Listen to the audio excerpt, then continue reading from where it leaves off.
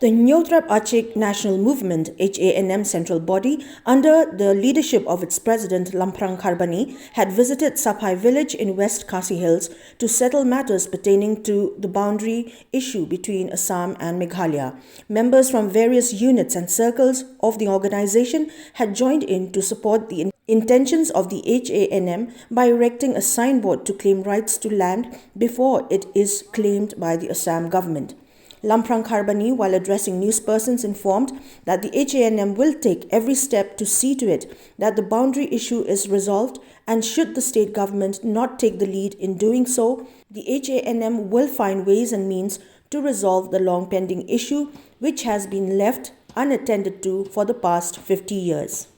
Kimla ban penbaik perusam ngin penbaik hino kum keseng kum kisamla kari Henry baro siketo balai ngisnabjar nama ngilayu i bahkan ke sarkar MDA kelak persyang kadon kejingekan menteri rangba jongka sarkar Assam menteri rangba jongka Meghalaya Henry ngi i baka sarkar Assam ki pulit Assam ki sim kabu dapat pentut dapat pendek ja ayu haraj merwet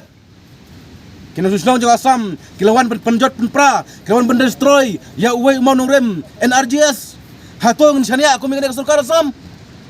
kadba ki artli ki chief minister dari ACHIK kemat namta penbaik perusam Henry kena Shillong juga Assam kidang lek ki kam ke bakum ka jaj benreu bat kum ka seng HNM ngimla ban priang bat kene ke jingle aja kena Shillong juga Assam ka penbitar yang ki samla kari ki kansyai bada ke sarkar Assam kada ki prit Assam ana kena Shillong juga Assam kena yai peteng ini kambian ka seng ro